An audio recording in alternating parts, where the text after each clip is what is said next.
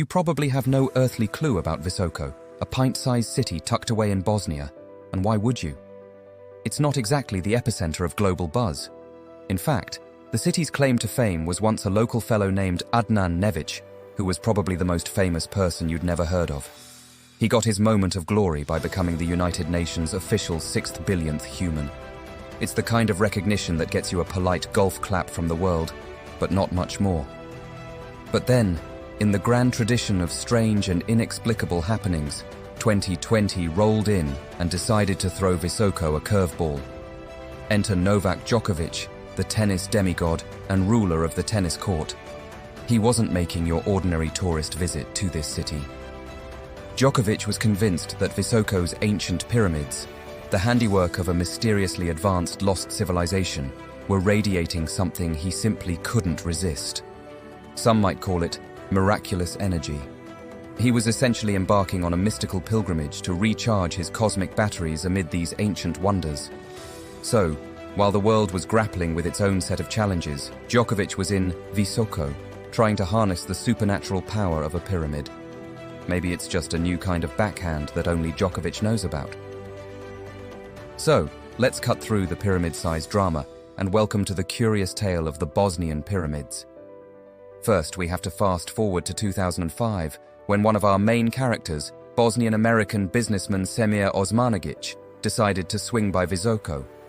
What did he spot? A hill that looked a bit too pyramid-like to ignore. So, like any modern explorer, he whipped out his trusty compass. Lo and behold, this hill lined up perfectly with the cardinal points, north, south, east and west, a conspiracy theorist's dream. A year later, Osmanagić penned a book titled Bosnian Valley of the Pyramids. In it, he boldly claimed that these grassy hills weren't just random lumps of earth. They were the oldest man-made structures in the world, dating back a staggering 12,000 years. But that's not the end of his literary adventures. In his 2005 work, The World of the Maya, he suggested that Mayan hieroglyphics whispered a cosmic secret. According to Osmanagić, their ancestors weren't from Earth. They hailed from the Pleiades, a star cluster chilling 400 light-years away. These Pleiadians, as the story goes, are a species of speculated aliens who, some folks believe, occasionally swing by our planet. They're supposed to be humanoid in looks and rock a 1,000-year lifespan. Osmanagić even threw in the tidbit that they were the masterminds behind the advanced civilization in Atlantis. But here's the twist in the tale. While these hills now bear the charming title of Bosnian Pyramids, the global archaeological and geological community is making it clear. They are not pyramids. It's called flatirons, where land shapes itself into sloping triangles thanks to erosion-resistant rock layers sitting atop softer ones. And guess what? You can find similar formations all over the world. But hold on to your compass, because some high-ranking officials decided to take an alternate route. Not one, but two Bosnian presidents gave Osmanagić a thumbs up, with one of them even declaring, "You don't need to be a genius to see those are pyramids." Even the city council chipped in, investing a hefty €250,000 into tourism, all thanks to the pyramid craze. And so, the man affectionately called the Pharaoh by the locals, Osmanagić has been on an archaeological adventure. What did he discover? Well, he claims to have found not one, not two, but 5 pyramids, artificial walls supposedly built by some ancient civilization, a cosmic Wi-Fi system for zapping messages across the galaxy in an instant, and miles of underground passages initially thought to be for mining. But here's the catch. Nearly 2 decades later, conventional archaeologists are still waiting for concrete evidence to support Osmanagić's claims about these hills. Academic dismissal doesn't seem to ruffle Osmanagić's feathers, and it doesn't seem to concern the countless visitors who've been making a pilgrimage to his so-called discovery since 2005. The so-called Bosnian pyramids have breathed new life into the city's tourism industry, to the point where they're constructing towering hotel complexes to house the ever-growing horde of tourists. Even local businesses have hopped on the pyramid bandwagon, with restaurants dishing out meals on pyramid-shaped plates and street vendors peddling everything from pyramid-themed t-shirts to pyramid-like piggy banks for a while. In 2020, the site got a massive boost when none other than the legendary tennis titan, Novak Djokovic, started making regular pit stops in the town. He found solace in the tunnels near the pyramids, turning the place into his personal meditation retreat. Djokovic, the tennis maestro, is all about the power of positive energy. He firmly believes that it's a game changer in every aspect of life. He's got a unique take on how our thoughts and conversations can totally shake up our food game. According to Djokovic, the energy swirling around our meals is like the secret sauce for their quality. Negative vibes or chats, he insists, can zap the taste and nutritional punch right out of your food. Say, you're having a grumpy conversation about broccoli. Djokovic thinks that's a one-way ticket to stripping it of its nutrients and flavor. So, he's got a strict no negativity policy during mealtime. No texting, no emailing, and definitely no TV. He's convinced that if you dine with fear, worry, or anger, your food will taste like, well, not much. Djokovic's mantra is simple. What you give mentally while eating is what you get. Now, while he's open to positive chit-chat, Djokovic's mealtime ritual is all about connecting with his food on a mental level. After every bite, he places his fork down and gets into the zone. It's all about chewing. He's not just savoring the flavors, he's directing his food to work its magic inside him, healing any bumps and bruises from his intense tennis bouts. For him, it's about ensuring that the food transforms into a fully informed message when it reaches his stomach. Djokovic's food-thought connection comes from an interesting observation. He's seen food and drinks go from a so-called toxic state to being perfectly edible and drinkable, all thanks to the power of positive thoughts. He's even had deep chats about this with wellness experts and cited scientific studies showing how water molecules can react to emotions and words. Now, he doesn't give us all the nitty-gritty on these experiments, but he does hint at one in particular. Imagine water from the same source, exposed to negative emotions like anger and fear in one glass, and love and happiness in another.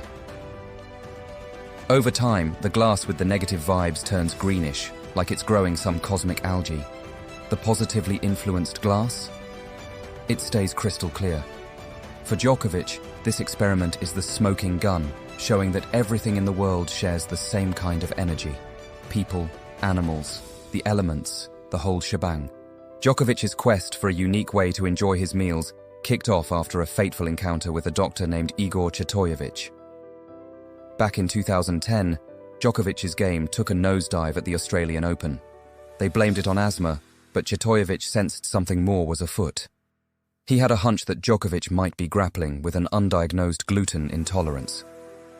To prove his point, Chetoyevich used a method often favored by natural healers known as kinesiological arm testing. Picture this. Djokovic holds his arm straight out, and Chetoyevich tries to push it down. Simple, right?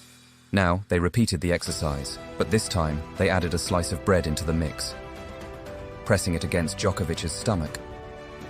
And what happened next was a game changer. Djokovic's arm wilted like a forgotten salad. He took this as a slam-dunk confirmation of serious gluten intolerance. The pandemic has been an odd time, hasn't it? It's managed to drag some folks' private beliefs right into the spotlight.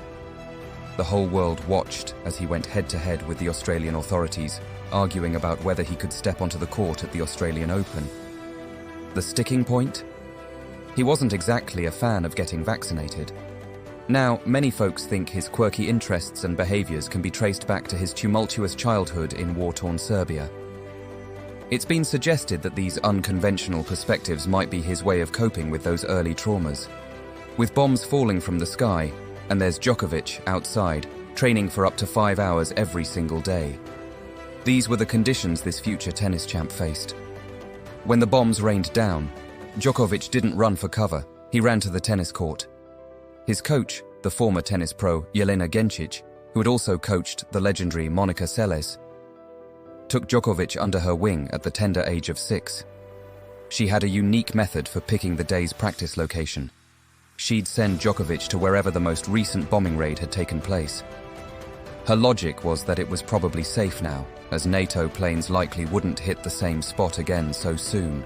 And when he wasn't practicing in bombed-out swimming pools, he'd be up in the Serbian mountains, whacking tennis balls while casually sharing the scene with a pack of wolves. Yes, you heard that right. Wolves. But Djokovic's quirks don't stop there. his choice of coaching staff has raised a few eyebrows. At one point, he had the guru Pepe Imaz on his team. This guy was a former tennis player turned coach, and he ran a tennis school with a philosophy of preaching love and peace. Oh, and he liked to sprinkle in some meditation and very long hugs into the players' routines. And let's not forget Djokovic's belief in telepathy and telekinesis. It's all part of the package, along with his interest in kinesiology, Bosnian pyramids, and the insistence on keeping the dinner table conversation polite. Now, Djokovic might seem like he's dancing on the edge of interesting, but here's the thing. He's possibly on his way to becoming the greatest tennis player the world has ever seen. But guess what? He's not the only one in the tennis world with some quirky beliefs. The history of tennis is a treasure trove of players with offbeat ideas. Like Tappy Larson, the 1950 US Open champ, who used to get mid-match coaching tips from an invisible eagle perched on his shoulder. Then there's Serena Williams, who's got this thing for wearing a single pair of socks throughout an entire tournament. And don't forget about Rafael Nadal, who won't stand on any of the lines on the court between points. Odd beliefs have been lurking in the background of sports for ages, usually hidden away from our prying eyes. But every now and then, they peek through the curtain and give us a little glimpse into their world. If you've been as captivated by this journey as we have, we'd love to hear your thoughts. Share your opinions in the comments below.